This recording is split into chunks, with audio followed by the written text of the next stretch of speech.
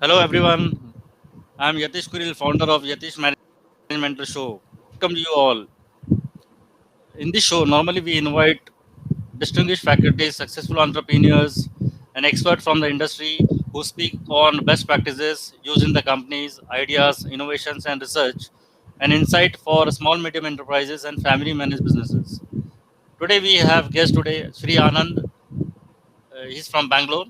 He's going to talk on his success stories and about career trends in Indian context today.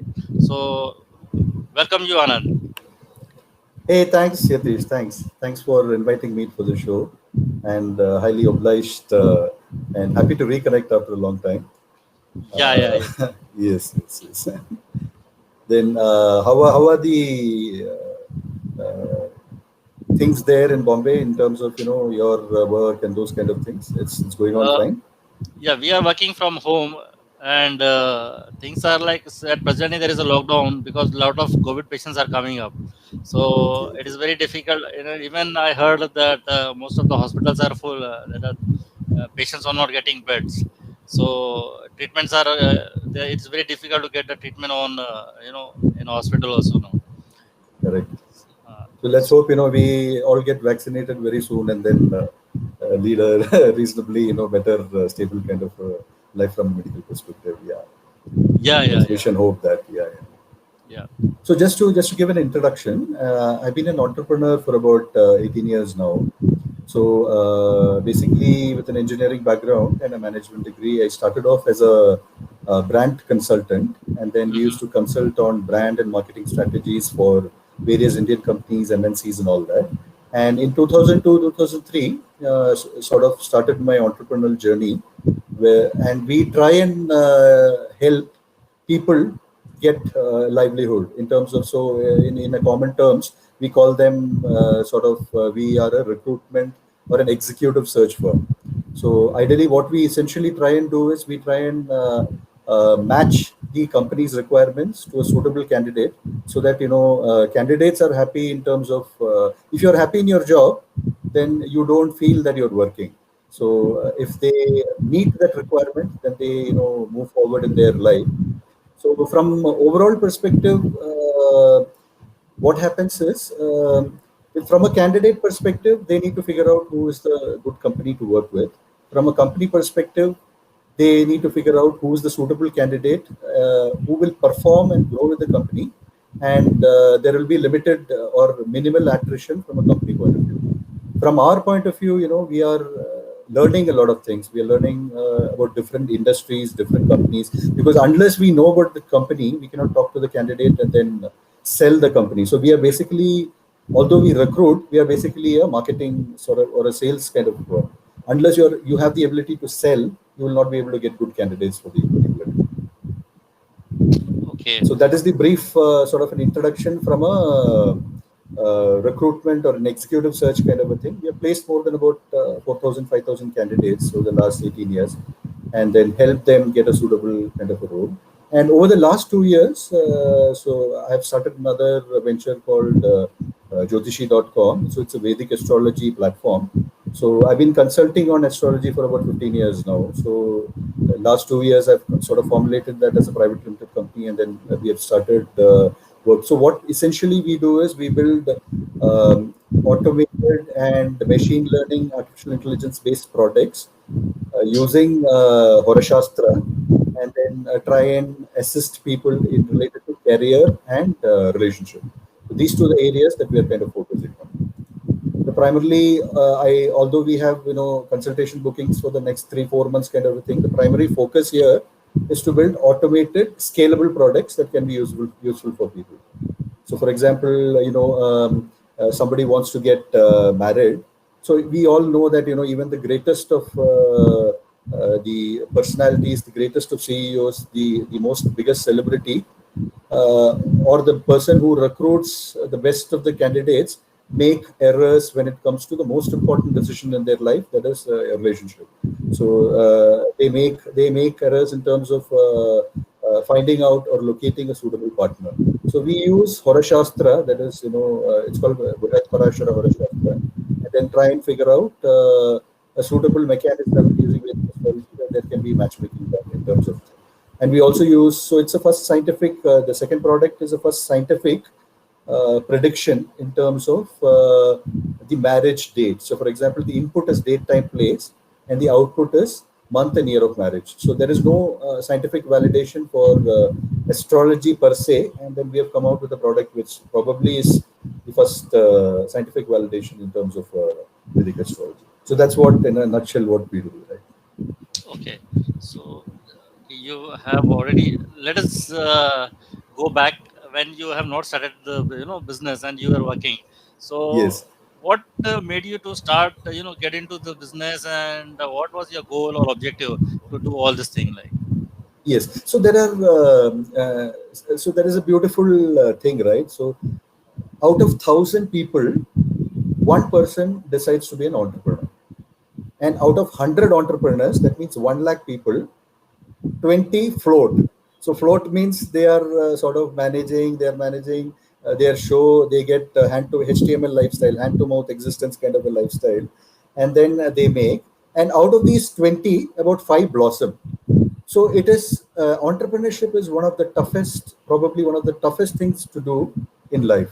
So that probably very few people in this world get that kick out of entrepreneurship. So if you have that particular urge and the desire to do something and contribute something to the world. So, for example, the population and employment in India, 65% is handled by small and medium enterprises. So the government is only about 18%, government jobs and those kind of things. So 65% is handled by small and medium enterprises. And then if you want to contribute in this particular thing, you contribute in terms of making a reasonably okay organization. It may have 5 employees, 10 employees, 50 employees, 100. The number of employees is not the question here, or it may have 5,000 employees as well. But you contribute to the society. You help enable people live their lives, help enable families live a very peaceful kind of a life. If you're doing that, then you're doing a great job in terms of doing something for this country kind of a thing. So that sort of gives you a kick in terms of being an entrepreneur. And I think most entrepreneurs who decide to become entrepreneurs get this kick, and this kick keeps them going. Irrespective of the huge downfalls and the huge uptrends that happens in their lives. So this is one of the prime reasons, for entrepreneurship actually. Okay, what kind of challenges you faced during the when you started the business, and from step like from where you bought the money and all to get into business? Yes. So the issue is very different. So you need to have simple living, high thinking, and then you should be having low ego in terms of being having the ability to do any kind of work. So, for example, once you start your business, so I was a brand consultant, right? So brand consultant, you go to client's place, you stay in star hotels, you go 20 days to a client's place, you advise them on consulting and those kind of things, and then you suddenly move on to a situation wherein you take up a small office. So if the you should have the ability, if the system is not working, you should have the ability to do networking. If there are employee related issues, you should have the ability to solve those issues. So those kind of things. So since I didn't have a sort of a business kind of a background, I decided to move in a space where there is very minimal kind of investments that are required. So the executive search firm, the recruitment business, it has minimal investment in terms of a small infrastructure that is required, a basic minimal IT setup that is required, and then a few good people. So if you have that kind of a capability, then you can sort of move forward in terms of. So challenges are immense. You should have the ability to come down and do anything that is required. So if you have that kind of a skill set, then it is. I would say you are ready to become an entrepreneur. Okay, and in that period, I think so. Internet was not much in demand that time. So Yes, yes. how you try to advertise or promote your product and services like? Yes. So actually, one good thing was, there is a company called Naukri.com, so which was existing exactly at the same time. It started at the same time that we sort of started, plus or minus 2 years. And Naukri.com was trying to, build up its thing. And then we were probably one of the first 250 consultants to have sort of using Naukri.com, and we've been using that for about 17, 18 years now. So we started along with that, and from our bandwidth kind of a point of view, so we used to it used to work for 1 hour, then it used to not work for about 1.5 hours. Then we again wait for the connectivity to sort of stabilize, and then again work for 1 hour. Then the bandwidth goes. So it was in phases that we used to work with internet connectivity at that point in time.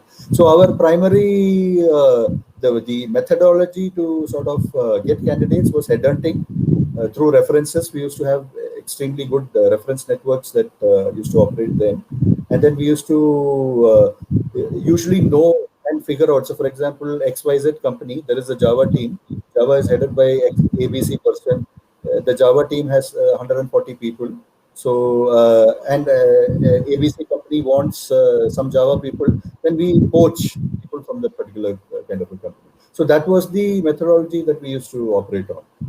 More than an inter. Today's setup is completely different, you know. So you post in one particular portal, or you post in your website, the job gets published to about 180, 200 sites across the internet, and then including the small time companies, the big time companies. So like any industry. So for example, the restaurant industry, the key is the cook makes the difference in terms of the taste for the customer. So similarly, our business, the key here is the quality of resumes that you have. So for example, over the last 18, 20 years, we have about 20, 25 lakh of resumes, and it is sort of bigger than any small job portal operating. So for abcjobs.com and xyzjobs.com, there are many small job portals. So if you see in terms of the numbers, it is the numbers are reasonably bigger. So for example, Shine has about 4 crore database, Naukri has about 6 crore.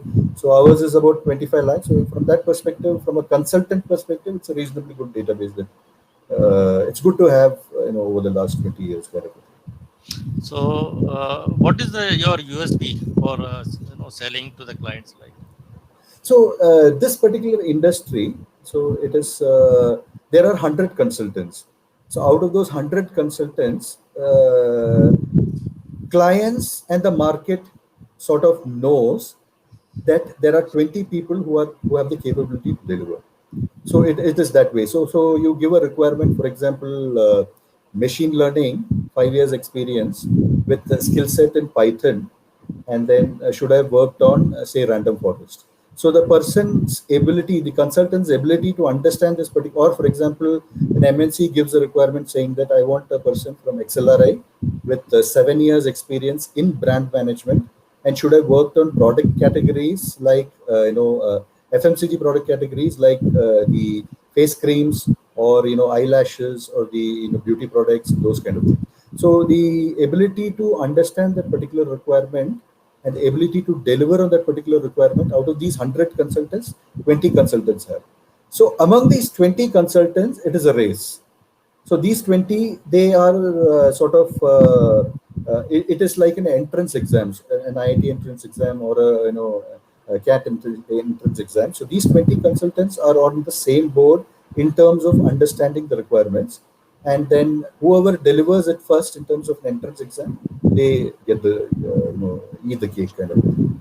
So in terms of your question, what is the differentiation? Your ability to understand requirements, ability to service the requirements, and provide the best candidates. And out of 100 the consultants, I would say 20 consultants, 1/5 have the ability to do this. okay, I would like to know why you have chosen Bangalore as a location for the business. So I was previously working here, so in this brand consulting firm. So the natural progression and gradation was this, and then there was sort of an engineering background, and there was an Bangalore is the IT hub. So wherever you see it is IT. So IT, I don't know if you realize that IT probably has from a economy, from a GDP, from a entire overall macro perspective, it probably contributes to less than 15%. But in terms of brand image, so it contributes a big, huge chunk. So, for example, the entire landscape of this city called Bangalore has changed because of IT.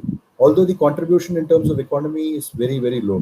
So the image of IT, the image that IT has brought about in Bangalore is tremendous. It is kind of so any you find about 15 lakh people from Kerala, you find about 18 lakh people from who speak Telugu, you find about 20 lakh people who speak Tamil, you find about 15 to 18 lakh people who speak Hindi who decide to settle in Bangalore. This Chennai and Hyderabad does not probably gather that kind of a brand image that Bangalore commands in terms of the city. And to be frank, it is one of the beautiful cities in India. So I have been to all the cities, and there is absolutely no comparison in terms of the city perspective. Okay, so how can you share the experience that how you got your first breakthrough in or first client into the business for this business? Yes, so this primarily works on contact, right? So I know you, and you are the CEO of a company, and so CEO obviously redirects the requirement to the HR head or the director HR, and then CEO refers. So our we had sort of many classmates who were in reasonably good positions, and the entire business started from there. The classmates started referring contacts, and then we started getting into an empanelment kind of a mode with that company, and then starting to work with them. So the entire thing was like that. So if you have contacts, you have a sort of a easy entry onto the system. If you don't have contacts, then it is daily basis pitching. So what has happened is in this company, this brand management consulting company where I was working. So I and the promoter of the company, we used to sort of meet clients on a daily basis. Our role was to fix up appointments, do cold calls, fix up appointments, go and meet people, talk. And consulting, management consulting is a reasonably, I would say, 3 times tougher business than recruitment, or even 5 times tougher business than recruitment, because you're going to a particular company and telling the promoter who has been running the business for 25 years that we will give you some solution which will help your business. So it sounds not so logical from that perspective. It is a reasonably very tough business. So when you go and meet about 100, CEOs over the last 2 years, then you are geared up to do an entrepreneur kind of a role. So as soon as I started, so our meetings and all started on a daily basis. Daily we used to have, the target was 5 meetings in a week. So we go and meet HRs, and then HR heads or CEOs or director HRs, and there used to be 5 meetings. And since we were young at that point in time, and the IT industry was nascent, and we were engineers, we understood the requirement very well, as compared to the traditional consultants who were existing at that point in time, who used to do sales, marketing, branding kind of placement. So we got an entry into this system very, very easily, actually. So, and if the person, the CEO or the HR head, after talking to you for 10 minutes, feels that this person has the, or this company has the capability to deliver a requirement, you will get the requirement. It is that easy from that perspective. Unlike a management consulting firm where you need to really sell your services really hard, you require at least 7, 8 meetings to convert a particular client. Here it's very easy. You will have more than 80% conversion right in the first meeting, actually. Okay. Now, as a business owner, what you can feel that what can be a responsibility of a business owner? So the responsibility of a business owner is multifold. One is towards the clients. So towards the clients is the clients give you requirements with expectations, right? So you need to have the ability to service those requirements in the best of your capability and the best of clients' understanding. So clients should be able to be reasonably happy with your delivery service.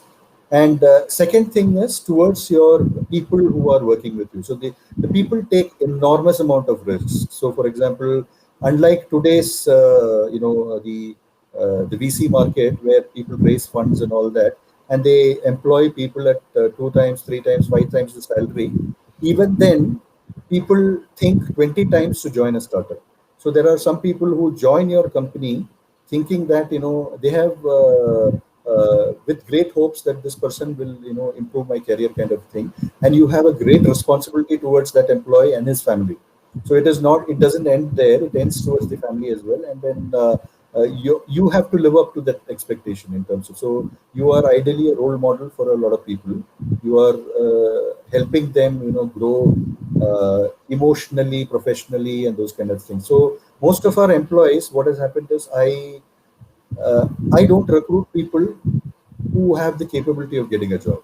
So it is a very different thing. So I recruit people who don't have a capability of getting a job. And over the period in time, over the next 3 years, 5 years that they work with me, or 7 years that they work with me, I ensure that if they are a graduate, they do their PhD, masters, they do their MPhil, and then at least enroll for a PhD. And I also make sure that their families in terms of finances are sort of taken care. So, for example, the average family income of any person who used to join me at that point in time was about less than 30K per annum kind of a thing. So you would find a painter's son, you would find a tailor's daughter, and those kind of things. So I was very clear that this is the kind of profile and this is the kind of people I will recruit. And because uh, I had this thing, you have to do something for the society. So if a very smart boy or a girl comes, he or she will get a job elsewhere. So you don't need to give them a job. You don't need to sell to them saying that you come here, you take a risk, we will grow together, and those kind of things. So this kind of profile. So you will find a housemate's a daughter or a son who's working with me, and it is my duty to make sure that they, even if they go out of my company after a period in time, they are an MPhil graduate, or they are at least a postgraduate. So that was my intent from that perspective. So even in terms of dressing, in terms of personality, the way they communicate, there is a huge, I don't know how to explain it, there is a huge difference in just 1 year. So the way they speak to people, the way they communicate, because this business is a communication medium through phone, right?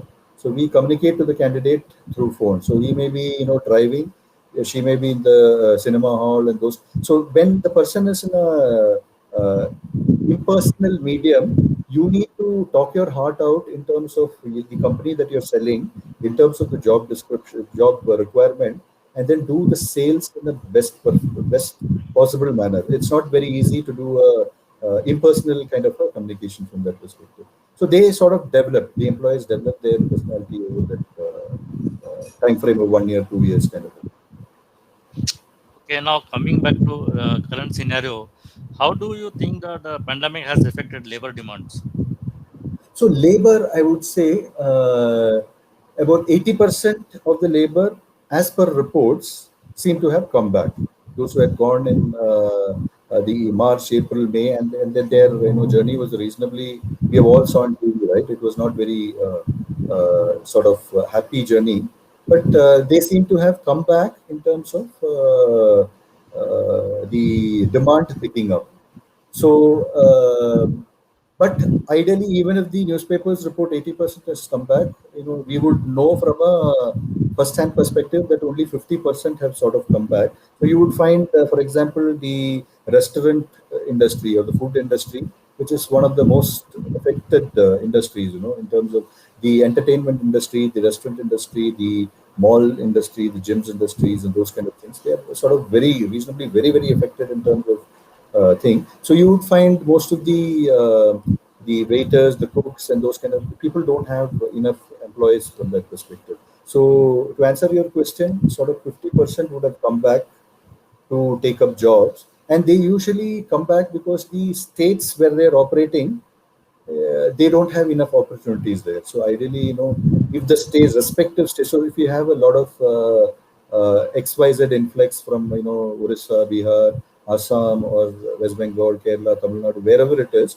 if there is an influx, the respective, government should make sure that there are enough jobs for that particular person in that particular city. They don't need to, go out to another city to, and their life here is not very, very. So, for example, a person who works in a construction site, I don't know if you have observed how they live.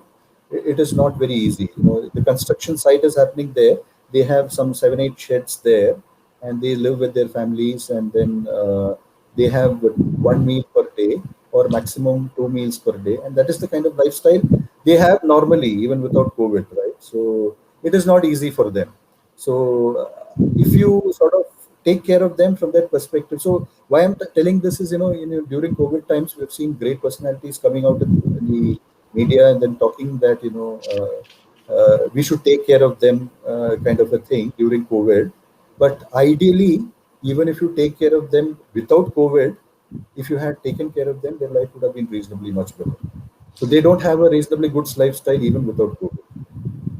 Okay, now the main question is like people who have removed from the job, or the people who are looking for the new job, or looking for a change. So Yes. can you tell us that what is the scenario at present scenario like? So, There is, yeah, is there any please, please. what are the chances that they can get the good job and work and start up new life again? Like, So I would say it will take another 6 months for the market to see an uptrend. So there is an uptrend which has started. So if you see the graph came down and there is a small uptrend which has started. So this uptrend which has started now in the last 1 month to 2 months, kind of will sort of pick up in the next 6 months. And then once that pickup happens, the people who have lost jobs, people who have EMIs to pay and those kind of things, they will find a suitable replacement in terms of jobs and those kind of things. So, from a current condition, it is reasonably difficult for people who have sort of lost jobs. So, they are reasonably struggling really hard. So, you will find the influx of resumes that we get per day have increased drastically because people have lost jobs in bulk and they're trying to. I'm not talking about the big companies. Big companies have enough reserves and they will take care of the employees till the time the reserves are there. So these are all small, mid-sized, 100 employees, 50 employees, 150, 250 kind of thing. So they, if they have to survive, they have no other option but to sort of retrench. And these kind of people are reasonably struggling really hard. And more than the middle class kind of a band, I would say the lower class is the band which is suffered. So the contractual employees, the laborers, the people who work in construction sites, the people who work in retail stores and those kind of things, the restaurant industry, the entertainment gym industry, and those. So these are the kind of people who have reasonably suffered a lot from this particular. So their jobs, it will sort of take a little more time because they work under contracting, right? And some contractors obey the rules of the land, some contractors don't take care of the rules of the land, so they don't have security in terms of PF, ESI, and those kind of things, and they don't have a regular income. It's day-to-day living for them. So if you see auto rickshaw drivers in Bangalore, they have cut open their top and then they sell vegetables through auto rickshaw. So it is that kind of a scene which is happening in the country. So it will take time for them to sort of reasonably stabilize. So if you see in societies, large societies where if they had about 1,000 maids being employed there, today you'll find only 250 to 300 because people, husband and wife, are at home. So they are, and people who are reasonably cutthroat, they conveniently tell them not to come. So in last April, so when they say they tell them without a notice not to come, their life is affected, and they both are in the home and they can manage their home well. So they are also looking at their savings perspective. So nobody is right or wrong, but this is what is happening in the country. So to answer your question, the lower strata of the society is reasonably affected, really, really hard. so can you tell us some tips? The people who want to change the job, or how to search a new job. So what what kind of CV should be there, and what they should or they should not add into the CV? Yes. So the CV industry, there is a sort of an evolution. So evolution in terms of there are there came something called infographic CV. So you put a lot of graphs and then you put a lot of small content in terms of points and then project your CV. Then there came another evolution called video CVs kind of thing. So you take a video of yourself and then put and upload in your professional networking sites and those kind of things. So from a keyword perspective, even today, 90% of the business works on keywords. So there are some HRs who understand the requirement, some HRs at the entry level who work on keywords. So for example, you advertise for say a marketing manager job and you get say 1,000 CVs, so it is the lucky ones who get shortlisted. So because the HR does not have the time and energy levels to go through all 1,000, so they go through morning 9 o'clock when they come, they go through some CVs. So ideally, when you send a CV, make sure that you send it at 8:45 a.m. in the morning. That is the first step. You won't get this tip in the market. So because the HR starts his day at 9 or 9:30, and it will be there among the top 20 mails in the inbox. So that is point number one. Point number two, the role that you are applying for that particular company. So, for example, if it is a role saying that you want a marketing manager, so you figure out what are the keywords in the job description given by the company. So, for example, if they say ATL, BTL, and those, so above the line activities, below the line activities, advertising. If they talk about sales promotion, incentive scheme for dealers, networking, channel managers, channels. So, for example, distribution, retailer. So these are the keywords you need to include that in your CV.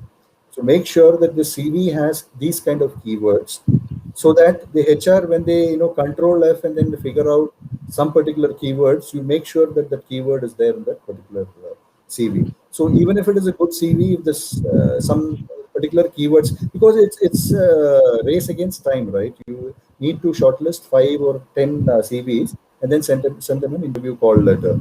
So you don't have the time and energy to go through the entire profile. So you look at certain keywords. So that is the second thing that you can structure.